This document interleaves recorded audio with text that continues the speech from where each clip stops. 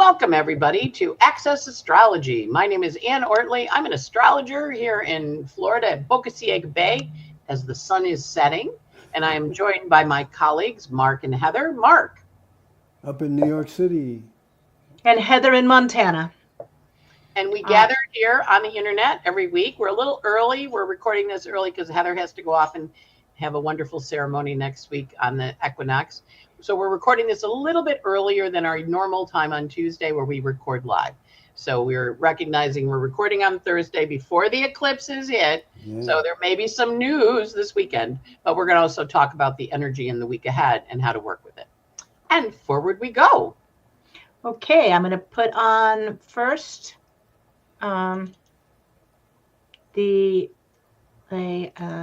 get this up. Let's see. Add to stage. There we go. And this is tonight, our next Tuesday, when this is going up, and we see the Sun, Neptune coming to close to conjunct. We will see that the Venus Sun connect later on. We've got that chart also. And the moon will be in Scorpio. Now, between now and then, we expect a lot of people to be doing some healing. There's a grand trine that night in water sign from the kind of crazy that's going on right now with the solar flares flying, Mercury turning, stationing, last Friday's eclipse, that there's a lot. Don't get too hung up on any one headline.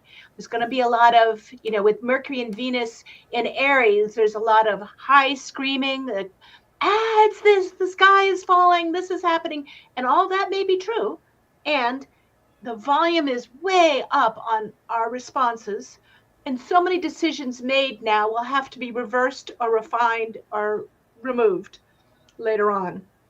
So kind of stay as centered as you can during this time and during this transit. That's what I'm seeing. And what's your take on some of the key things of this week? Yeah, well, I think the other thing is, remember, it's a full moon eclipse. So we go back to the original point where we go back to September 14th. That's the Friday before this. Yeah. Mm-hmm. Yeah, the Friday week before. So we go back to September 14th of 2023, and we go back to May 14th of last year, and we see the story culminating. And the eclipse has Uranus involved in it too. So it's Sun and Saturn finishing a karmic cycle, and then Uranus coming in to kind of blow everything up. So it's a very explosive eclipse. So one of the reasons I wanted to say, hey, we're doing this we're recording this before the eclipse hit, is because it's a very volatile emotional space. And on a full moon eclipse, which is what we're having, then we go towards the new moon eclipse, which is the 29th of March, where we figure out what we're going to do with it. So we've already had an explosion last weekend, and now we have to go, okay, now what?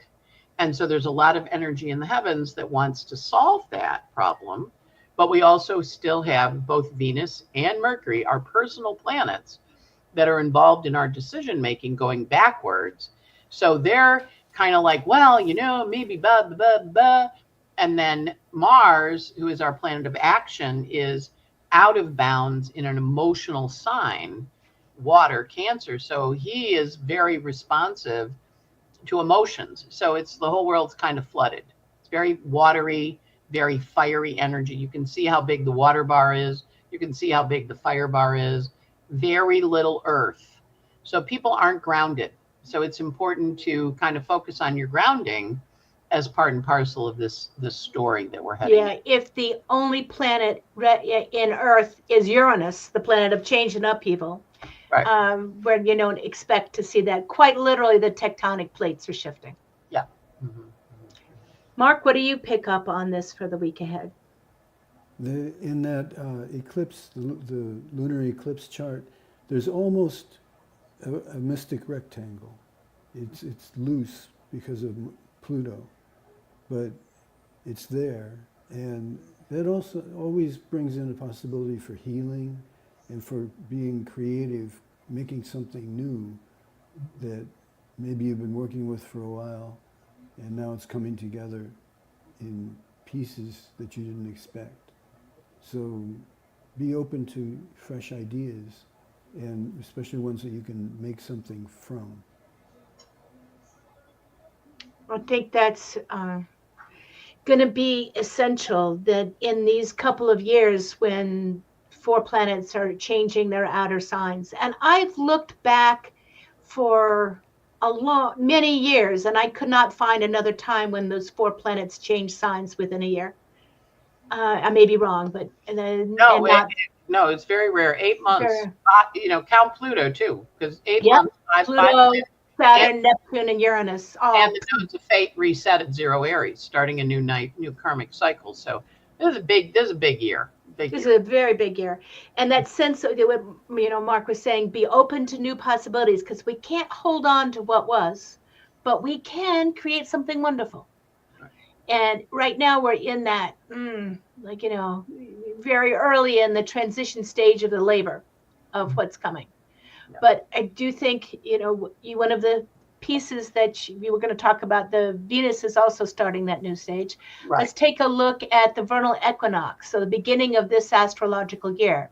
The vernal equinox, which will be early in the morning on March 20th, is our astrological new year. It's when we see the world begin. And it'll be in a nice trine with the moon in Sagittarius that day. We'll be trining all of the planets as it begins. And Mark, you do a lot with ingress charts. What do you see with this? Well, it has the themes that we've been working with all along, especially Mars. And we're getting another chance to work with the same energies. So, and Venus and Mercury are working together. Mm-hmm. So we want to work as much as we can with communicating and being close with the people who are close to us. That's how we're moving into this next part of the year. Yeah, keep your hearts warm. But one thing, Anne, is of don't dial your exes. That with Venus and Mercury both retrograde, it is so important not to we should be kind of imagining the past, healing the past, dealing with memories that come up, reconnecting with people that we love from the past. But you don't get stuck in the past. That's to compost to create a better future. And remember that Venus and Mercury are in Aries. Mm-hmm. So they really want to have a lot going on. They want fireworks. Yeah. Yeah. So if you left someone in the middle of a fight, you'll be right back in the middle of that fight. That people haven't necessarily changed at all since the last time. And it's helpful to really review all the pros and cons of reconnecting with them before you try that, because it may not be any different.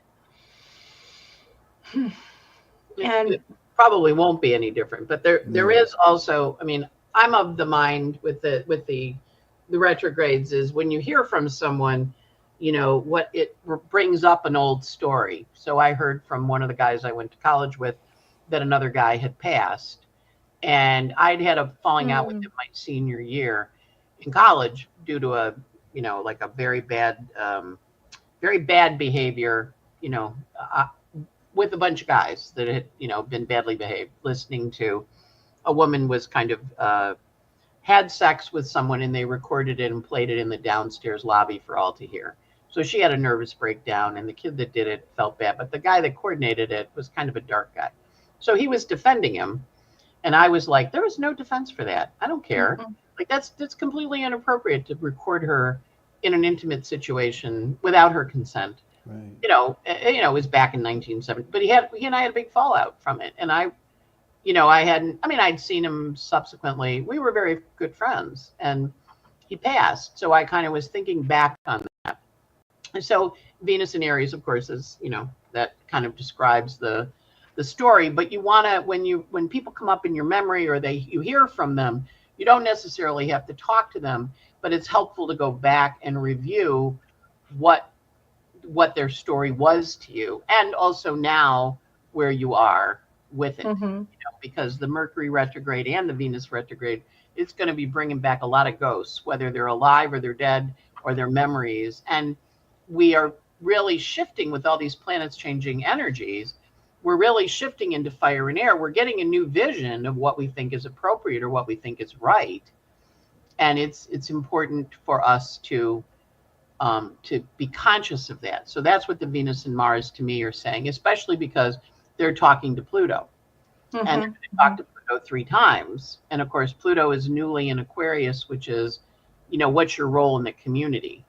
So next week, we're going to have Venus and the Sun both talk to Pluto as part of their journey. And then Mercury's going to retrograde back and talk to him again. So you're delving into some deep psychological stuff to get you ready for this next 20 years. And it's important for you to understand what your values are as determined by Venus and your beliefs as determined by Mercury. And then how do you want to act on them as determined by that out of bounds Mars and Cancer. I think that we're really experiencing that on a countrywide level. Mm-hmm. With the review of what's really going on behind the scenes, what were the motives, right.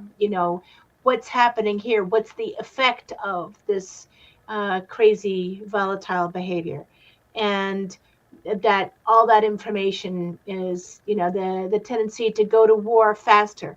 Now I worry about that when at the March 30th Neptune goes into Aries, and we've said many times that that's the first day. Last time it did that was the beginning of the American Civil War. I mean, the day of that. That escalation, that idealization of conflict.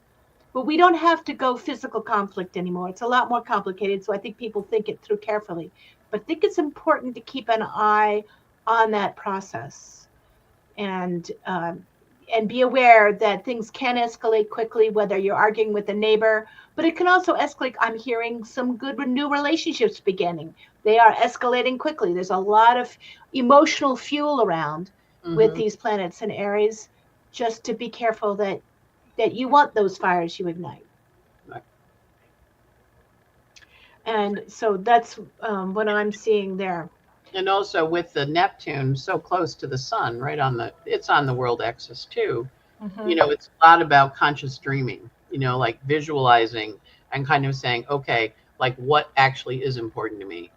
And I think that's a component that's really needed for us to kind of work with, that conscious energy in terms of how we step forward. Yeah.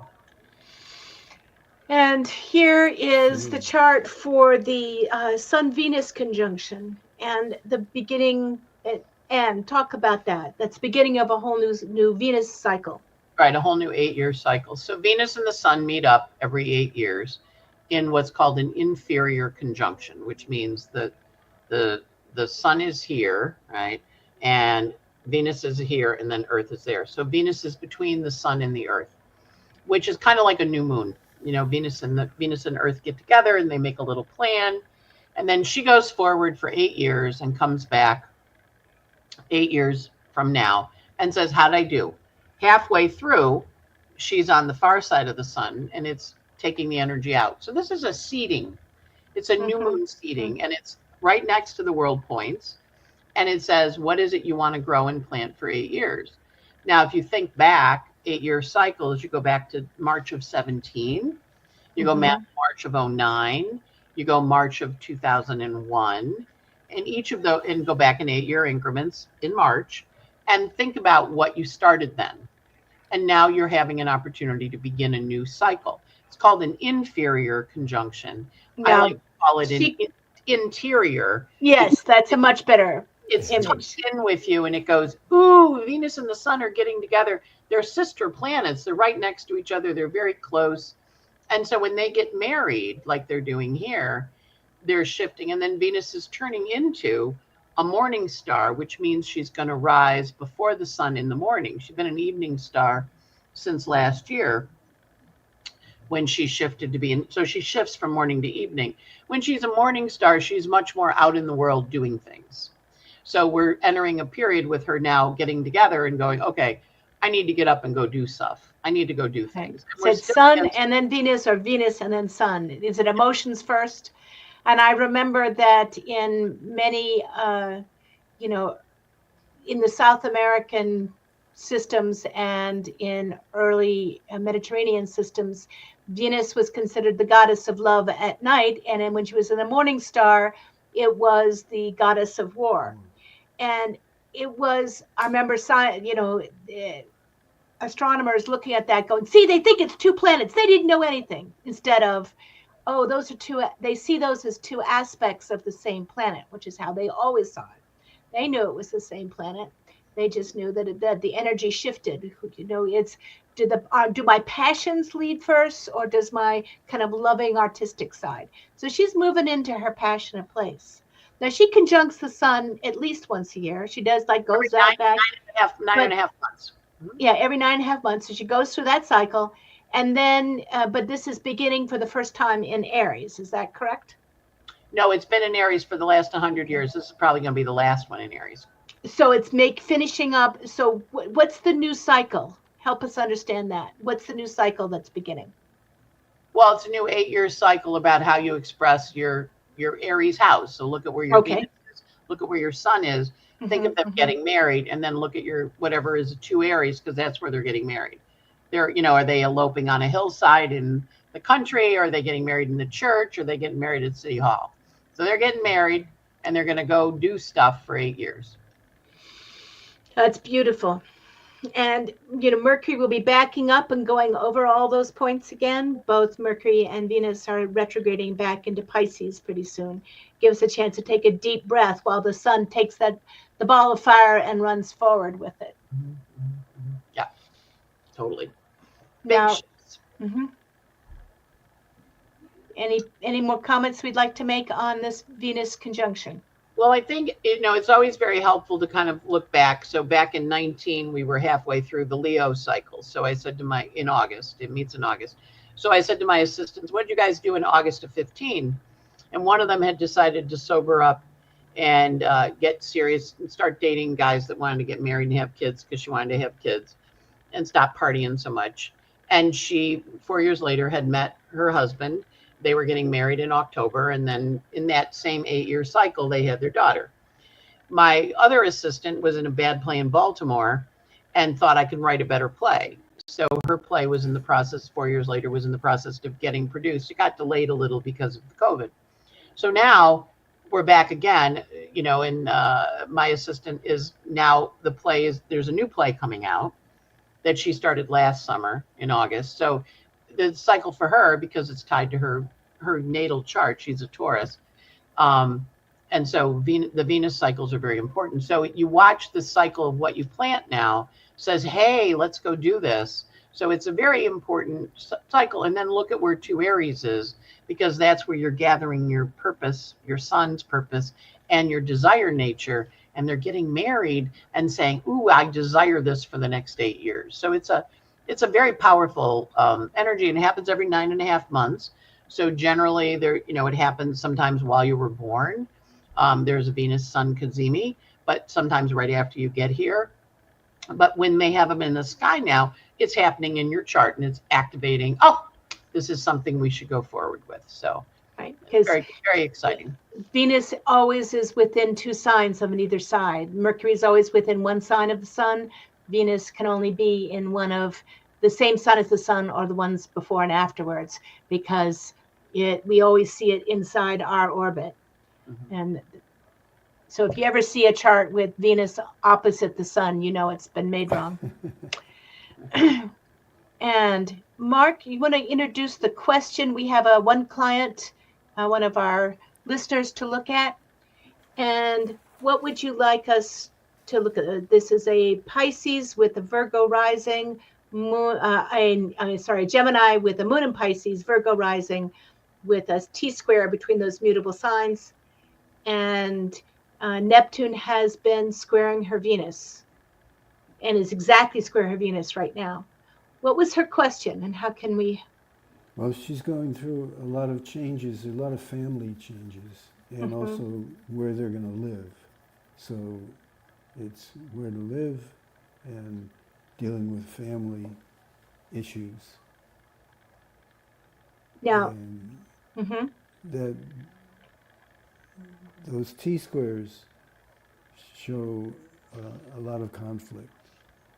Mhm.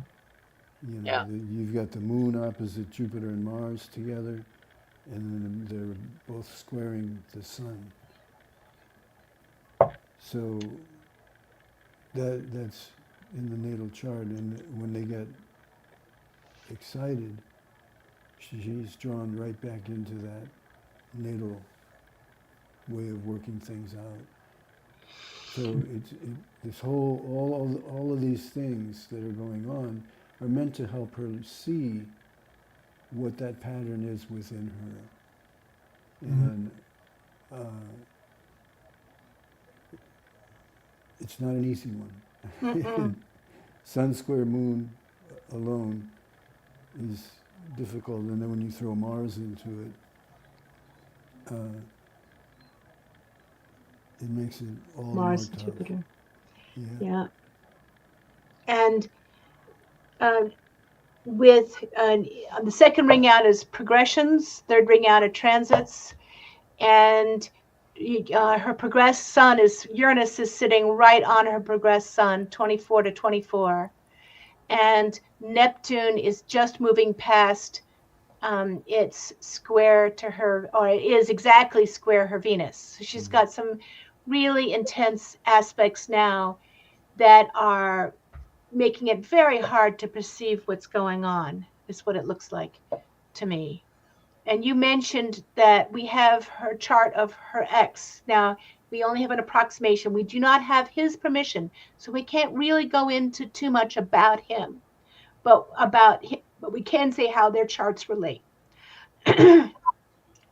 Yeah. And you know, And this is a double Cancer, and cancers tend to be pretty self-protective. With but you can see the connections between their two charts. But it feels like the Gemini messages, which have probably been on again, off again, and come here, go away, as far as he could see, have made him really upset. Yeah, I would say, having divorced a Cancer myself in the past, um, to be is very clear, not push away, don't make it about rejection, just hold your line passively, and stone face it, and nod politely, and then just keep your eye on the prize of getting out of there. That's what I see. And what are you seeing? Yeah, I think I'm really noticing the Neptune squaring, transiting Neptune squaring her Venus, Yep. which is in the eighth house, which is her values, what's of value to her.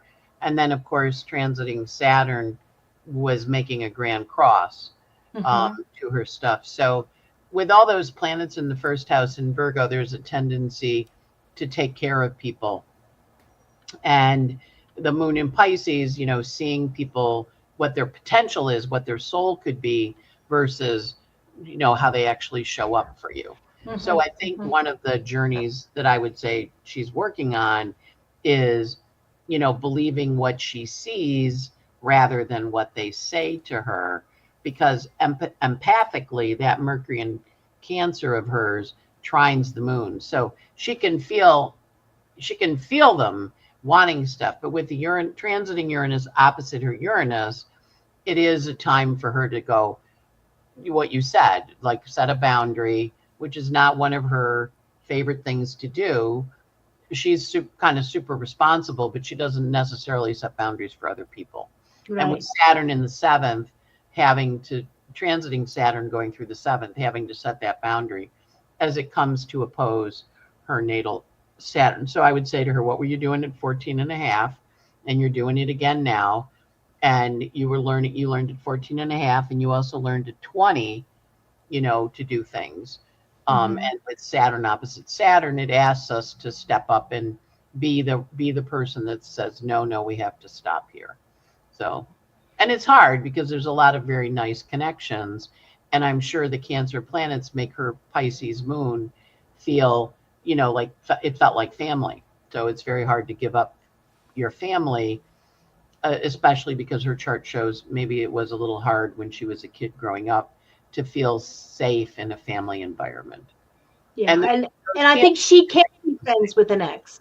Huh? but I think she could be friends with an ex. Right. I don't think he can. And so, and her Jupiter Mars, once it conjunct, once a fight starts, she's not letting it go. Like at that moment, like she responds quickly. So she's easy to bait and hook in. And her message has to be disentangled. They're very psychically connected, these two charts, very easily psychically enmeshed, and that for better or for worse. I mean, like she goes to the supermarket, she'll run into him. Like they're just still going to take a while to break that cycle of connection, but it has to be a really consistent, pleasant boundary, not warm and friendly, but just I wish you well. I just wish you away.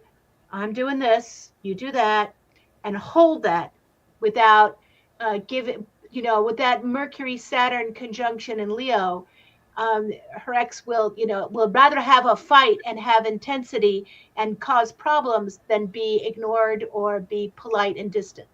So just gotta take the charge out of this. The key to that is going to be compassion. Mm-hmm. And you have that Pisces moon, it really sets you up to be compassionate. It doesn't mean give away the store. It just means seeing when someone else is suffering, realize that their behavior is created by the suffering. And That's well said. offer them whatever support you can to deal with the suffering, but not lay it on you. That's Because beautiful. Yeah. you didn't I bring mean, it. because they're suffering doesn't mean you let them get away with crap. Right. It just means you don't hate them for it, hold that line, and wish them well. And then they will, at some point, realize what you're doing, and they'll appreciate it. But it may be years from now and way down the road, some other road that you're not Or on. maybe another lifetime. Yeah. Well, they were together in the last lifetime, so yeah. Yeah. Back again. Back again. And where do you see that? I agree, but where do you see that? 12th house of Juno on the Mercury Saturn midpoint. Yep. Can I we got do the it feeling. again? Can we do it again? Best on the North Node. Yeah, And sure. sometimes it's going to take, okay, next lifetime we'll get it right. Right. But the more you can disentangle now, the less you'll have to do it then. Yeah. So back to our equinox chart for the beginning of spring next Thursday morning.